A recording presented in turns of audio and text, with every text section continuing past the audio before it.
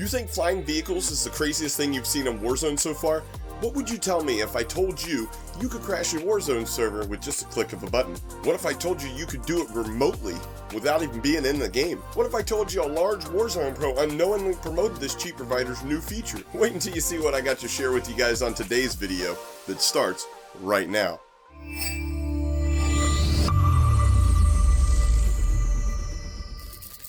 So we've all seen the most recent new hacks quite literally floating around Caldera, with them being actually the ability to fly a vehicle. Whether it be a quad, a buggy, a jeep, or even a Bertha, will seemingly lift you off the ground in a manner that feels more like a no-clip mode or the fly hacks you'd find in a game like Rust, as you can easily clip through the bottom of the map and other objects and textures throughout the entire Caldera map. And as far as my knowledge goes, other than aimbot features such as silent aim and no spread being added to certain providers' feature list, there really hasn't been anything new added feature-wise that's groundbreaking in the sense, maybe since they patched the old speed hacks in which you see hackers skipping across the map in Verdansk. That was, until recently, the same exact Warzone cheat provider that have the flying car feature within their cheat has decided to add a server crash feature, allowing their users to, at the click of a button, crash the server that they're on, ending the game or at a minimum making it unbearable to play. As recently a tweet by New York Subliner's Maverick demonstrated, he said, "When your cheats aren't enough, just crash the servers." Cheaters are the same people who would flip a board game when they lost. And while I don't necessarily agree with this tweet, I can side with him, but I'm being a little disappointed a cheat company would introduce something so counterproductive to their product. Unless of course they weren't really thinking long-term effect. I mean, to be honest, I've recently tried their product and it's for rage hackers only, trust me.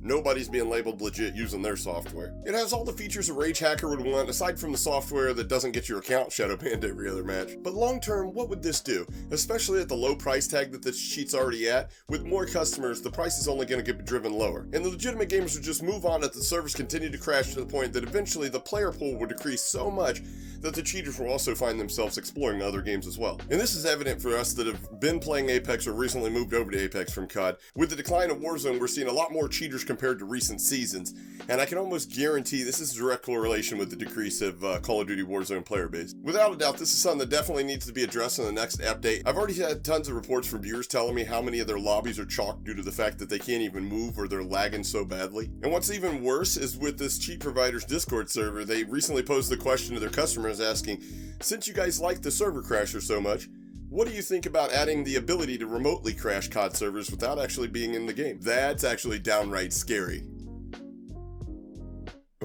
Or is it? Actually, the more I think about it, this just might be the most concise, quickest way to get Activision to respond to something like this. Fix their game a little bit. But these guys over at Cobo seem to enjoy the attention they're getting, sharing every tweet about the new feature as they seem to reference a tweet by Modern Warzone, or Microsoft Warzone, or, whatever he's calling himself these days. Also, in a pretty funny, although non-effective, it seemed that the Cobo Solutions guys have actually been getting DDoSed on their back end, meaning not only is their website to purchase these cheats down, the actual cheats themselves are down, as cheaters, loaders, can't be authenticated, their cheats can't be loaded, although reports have recently come in that they've actually got this under control and the server crashing can resume. I think it's actually pretty funny that these guys come out with a server crasher for Warzone and somebody decides to DDoS their back end. Karma.